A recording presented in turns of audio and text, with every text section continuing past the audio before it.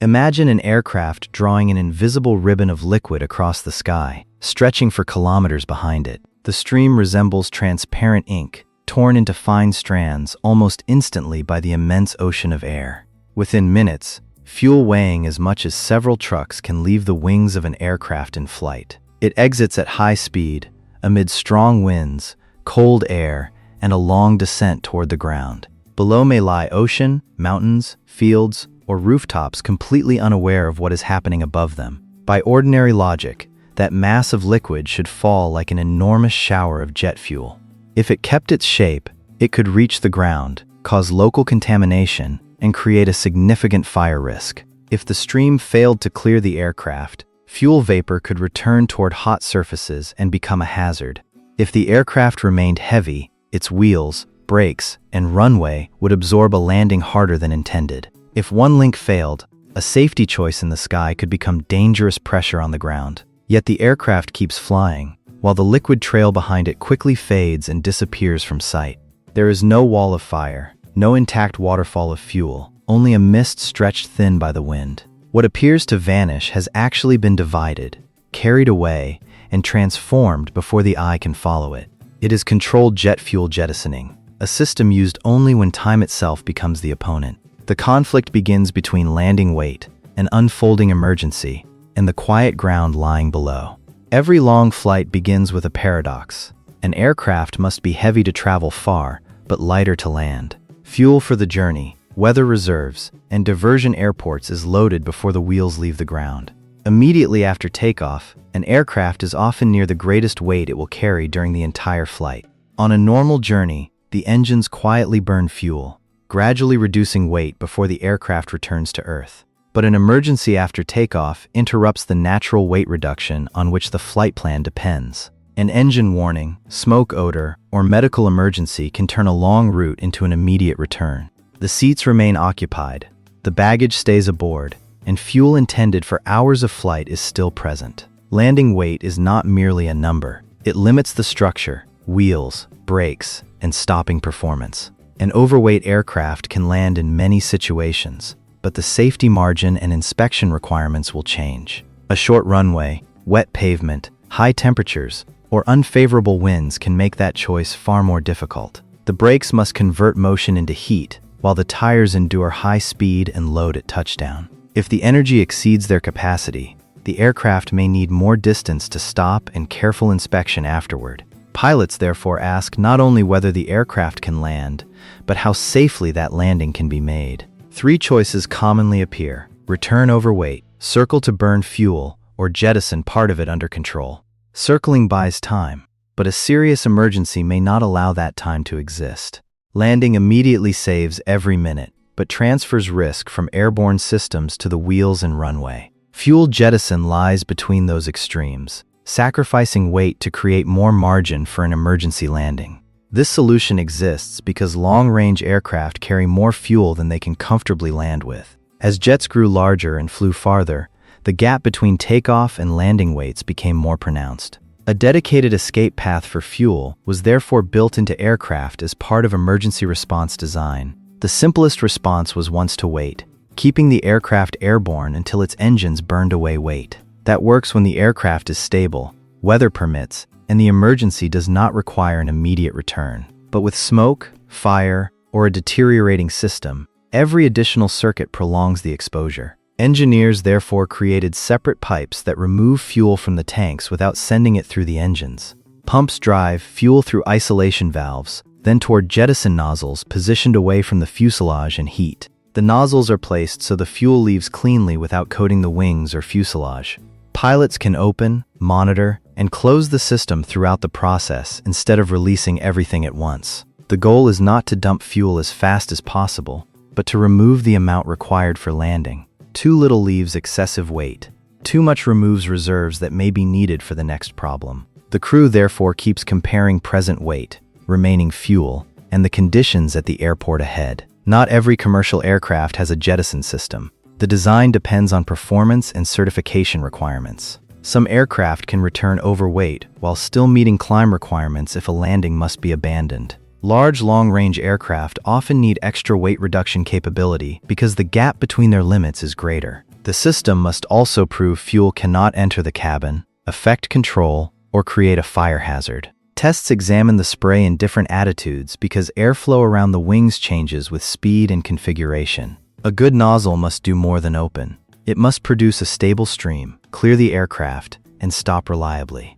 From one mechanical valve, the decision becomes a chain of coordination among pilots, controllers, and the airport. Pilots retain the final decision because they understand the urgency inside the aircraft better than anyone else. Air traffic control clears space, directs the aircraft toward a suitable area, and warns other flights. The airport prepares the runway, rescue crews, and post-landing inspections, turning an airborne choice into a ground plan.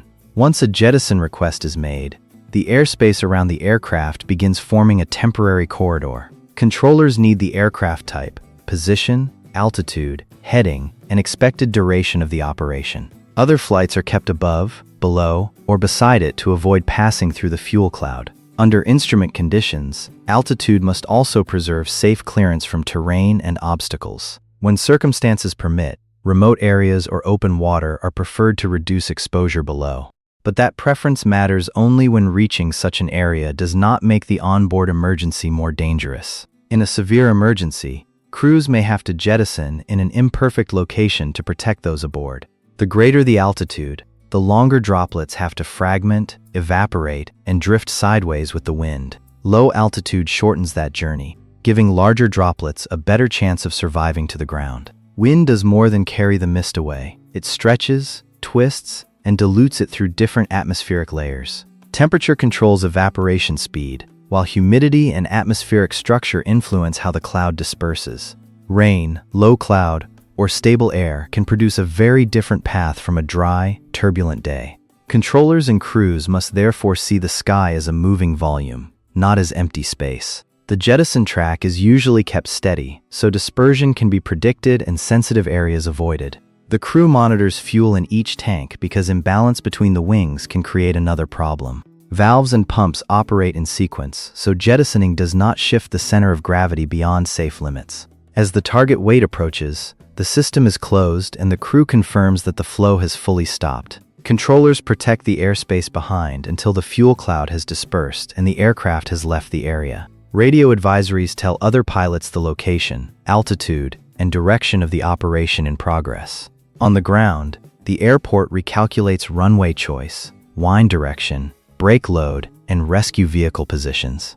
If the runway becomes wet or winds change, the landing plan may be revised while fuel is still flowing. Technical teams prepare to inspect wheels, brakes, landing gear, and structure if the aircraft remains heavy. Thus, one stream leaving a wing activates an entire network of decisions in the air and on the ground. That network does not erase risk. It divides risk into smaller, more manageable pieces. At the center of it all remains one physical question. What happens to each individual droplet? A fuel droplet begins its journey inside the wing, where pumps pressurize liquid toward the jettison nozzle. When the valve opens, fuel rushes through a narrow outlet into air sweeping around the wing at high speed. Aerodynamic shear makes the stream vibrate, ripple, and finally break into filaments and droplets. This is atomization. One large body of liquid becomes countless particles of different sizes. Small droplets have more surface area relative to their mass, so they exchange heat with air more quickly. Heat from the air and sunlight helps molecules leave the liquid phase and become vapor in the atmosphere. Jet fuel is not one substance, but a mixture of many hydrocarbons with different volatilities. Lighter components leave first, while heavier fractions may persist longer and continue descending. So saying the fuel evaporates is partly correct, but it does not describe every component or condition. Initial droplet size depends on nozzle design, flow rate, aircraft speed, and turbulence around the wing. Greater relative speed tears the stream into finer pieces, although larger droplets can still form. After leaving the nozzle, a droplet does not fall vertically. It carries the aircraft's enormous horizontal velocity. Drag quickly slows it, but wind keeps pushing it sideways and away from the original flight path. Turbulence in the wing wake rolls fuel into vortices, spreading the mist along uneven paths. Near the aircraft, the fuel cloud remains concentrated. Seconds later, it occupies a far larger volume of air. Dilution reduces the concentration of vapor and droplets in every cubic meter, although the material still exists. In relatively warm, dry air, small droplets lose mass more quickly during their descent. In cold, humid, or weakly mixed air, evaporation may slow and the mist may survive longer. Lower pressure also changes the process, but temperature and droplet size remain the dominant factors. A small droplet may cease to exist as liquid before falling far, while its vapor remains in the air. That vapor does not form a ball. It diffuses among air molecules and is transported by wind. Over time, some hydrocarbons may react chemically in the atmosphere rather than remain in their original form. The process is not immediate, and invisibility does not mean the fuel has instantly become harmless. Larger droplets respond more strongly to gravity, descend faster, and have less time to evaporate before reaching lower air. As they fall, they may fragment further through vibration, collisions with other droplets, or strong turbulence. Wind shear can keep droplets suspended longer, while calm air may allow them to descend more quickly. Terrain also intervenes. Mountains, valleys, and near-surface air can redirect the drifting fuel cloud. Over the ocean, remaining material may settle onto the surface, where waves and evaporation continue dispersing it.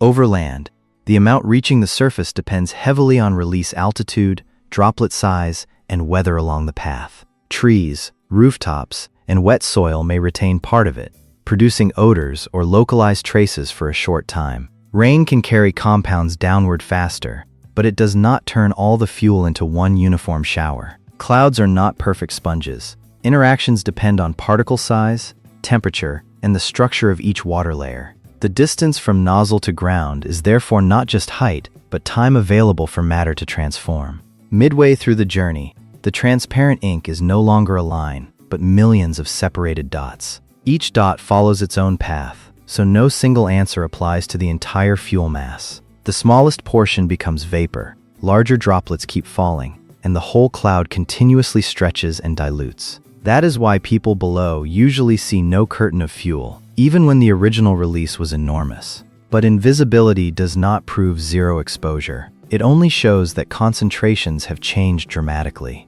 To judge the real risk, one must ask where, how high, under what weather, and for how long fuel was released. Those four factors determine what becomes vapor, what settles, and which places may be affected. A solution that saves a landing creates another cost.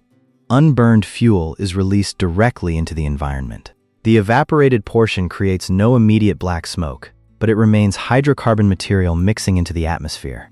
Liquid reaching the ground may adhere to vegetation, soil, water, or structures across an unevenly distributed area. Concentrations usually fall rapidly with distance, but locations beneath larger droplets may receive more. Fuel odors or irritation can occur when enough material reaches the ground, especially after low-altitude jettisoning. Environmental risk therefore differs greatly between a high release over ocean and a low release near a city. Fuel is also an operational resource. Every amount jettisoned sacrifices money and useful stored energy. Yet comparing fuel cost with human life is mistaken. Emergency decisions always place safety first. The hardest cases lie in the middle, when the emergency is not critical, but too unstable for prolonged waiting. Flying longer to burn fuel extends exposure, consumes engine life, and prolongs pressure on passengers. Dumping early reduces weight quickly, but crews may not yet have time to select the best area. Waiting too long for a remote location may remove the opportunity to land before the system deteriorates. Even excellent weather models cannot perfectly describe every small vortex or the size of every droplet. Field data on fuel reaching the ground is difficult to collect because the cloud is broad, dilute, and fast-moving. Reports may record the decision to jettison, but systems have not always preserved complete quantities and locations. Data gaps make long-term assessment harder, especially when separating confirmed exposure from suspicion. An odor plume can travel farther than liquid droplets, so the person smelling fuel may not stand beneath the main track. Conversely, smelling nothing is not enough to conclude that every compound has completely disappeared. Fire risk falls sharply as vapor dilutes, but all ignition sources must still be avoided near concentrated flow. Nozzle design and flight configuration therefore serve not only dispersion, but also protection of the aircraft itself. A small fuel imbalance can load the wings differently at the very moment the crew is busiest. Fuel jettison is therefore not a switch-and-forget action, but a process requiring continuous monitoring. The hardest part is not mechanical. It is balancing two groups of people who both require protection. Aboard are passengers needing an early landing. Below are communities that never chose to stand beneath the root. That conflict turns every jettison into an ethical engineering decision, not merely a weight calculation. Consider a hypothetical case. A long-range aircraft has just departed when one engine produces an abnormal warning. The aircraft remains controllable, but the crew cannot know whether the warning will stay stable for another hour. Returning immediately would place the aircraft on the runway with most of its long-haul fuel still aboard. The runway is long enough, but humid conditions, strengthening crosswinds, and expected brake loads reduce comfort margins. The crew considers an overweight landing because every minute airborne preserves the uncertainty.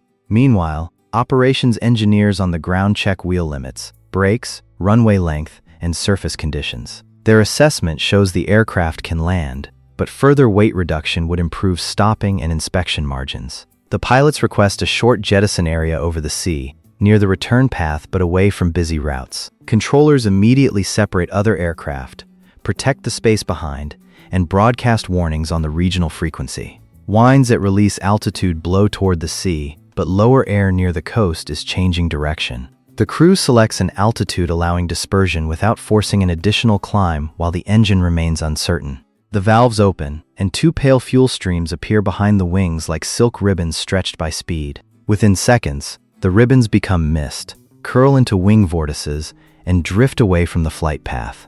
Inside the cabin, passengers notice only a longer circuit and engine noise slightly steadier than usual. In the cockpit, each minute is measured through falling weight, changing wind, and the monitored engine condition. Low clouds move toward the coast, prompting controllers to shorten the track before dispersion becomes harder to predict. The crew closes the system early, accepting a slightly heavier landing in exchange for a safer release area. The equation offers no perfect answer, only the option with the lowest combined risk at that moment. As the aircraft approaches, rescue crews wait. The runway remains clear, and the wind keeps changing. The main wheels touch down, the gear compresses deeply, and the brakes begin turning enormous energy into heat. The aircraft slows steadily, requires no evacuation, and leaves the runway for technicians to approach. While every eye follows the aircraft, the offshore fuel cloud continues a journey no one can clearly see. The smallest droplets have become vapor, larger ones still fall, and low-level winds carry the rest along the coast. Some traces may reach the water, but they do not form a fuel waterfall or a continuous liquid layer. The event ends safely, yet runway success does not erase the environmental question left behind. Afterward, flight data reconstructs when the valves opened, remaining fuel quantity, and the actual flight path. Technicians inspect nozzles, valves, pumps, and piping to confirm the system operated as designed. Operations teams assess whether holding, jettisoning, or an overweight landing was the most appropriate choice. Modern weather models estimate winds by altitude and the possible path of the mist more accurately. Near real-time wind data helps crews avoid relying entirely on a forecast issued earlier. Landing performance systems can update weight, wind, temperature, and runway condition within minutes. As a result, some aircraft can land overweight safely without an unnecessary fuel release. That decision may still require structural and brake inspections, but it keeps fuel out of the environment below. Large airports build rapid coordination procedures connecting the control tower, rescue services, operations, and environmental teams. When ground exposure is possible, local authorities can collect samples, assess areas, and advise the community. Accurate records of release position and quantity support better impact assessment than witness accounts alone. Simulator training confronts pilots with imperfect choices where time and weather keep changing. Controllers also practice clearing airspace, selecting corridors, and updating warnings when aircraft change plans. Joint exercises reveal communication gaps before a real emergency forces everyone to find answers. Manufacturers improve fuel sensors and imbalance warnings so crews know exactly what is leaving the wings. Some systems stop automatically at a target quantity, but pilots still monitor because emergencies always produce exceptions. Better runway data also narrows the uncertainty between an overweight landing and a fuel jettison. If pavement dries quickly or winds become favorable, The safest option may change before the valves open. Modern practice does not try to eliminate every jettison, but to give each one a clearer justification. The goal is not a perfectly clean sky during every emergency, but reduced consequences without sacrificing safety. The first misconception is that every aircraft can dump fuel. Many types have no such system at all. The second is that pilots must always jettison when returning early. An overweight landing may be more reasonable. The greatest misconception is that fuel falls intact like rain. Airflow breaks it apart before gravity can prevail. But claiming that all fuel evaporates before reaching the ground also oversimplifies a condition-dependent process. A high release into dry air differs sharply from a low release among humid cloud, weak winds, and nearby terrain. It is also wrong to treat vaporization as disappearance. Matter changes state and continues being transported. Fuel vapor is usually heavily diluted, but danger cannot be judged merely because it is invisible. Another belief portrays fuel jettison as careless waste by pilots trying to save time. In reality, every release weighs aircraft limits, emergency time, weather, and the people below. Jettisoning does not guarantee a perfect landing.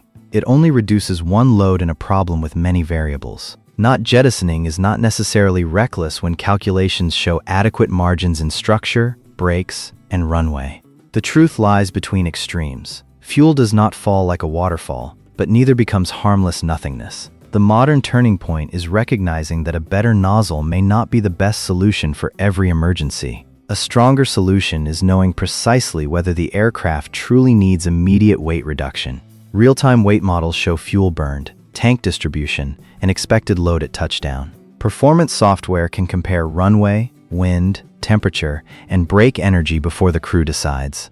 Layered wind forecasts can identify a shorter release corridor or show that continued fuel burn remains safe. With clearer information, crews may keep fuel in the wings while still returning early with adequate margins. If jettison remains necessary, weather and terrain data can reduce exposure instead of relying on a general altitude alone. Detailed records of quantity, location, and weather can turn rare events into useful learning data.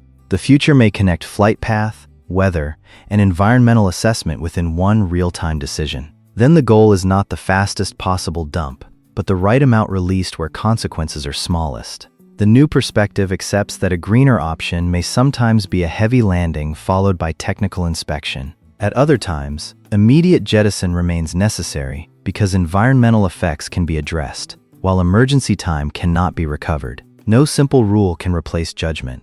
Better technology only makes the boundaries between choices less uncertain. The deepest lesson is that aviation safety is often created by distributing losses, not eliminating them.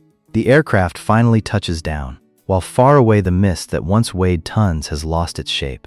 It did not disappear. It became vapor, droplets, traces, and distance spread across countless layers of air. The transparent ink has dissolved into the ocean of sky, leaving behind a difficult but deliberate choice. As the sky grows quiet, what was sacrificed was not wasted, but released so the aircraft could return lighter.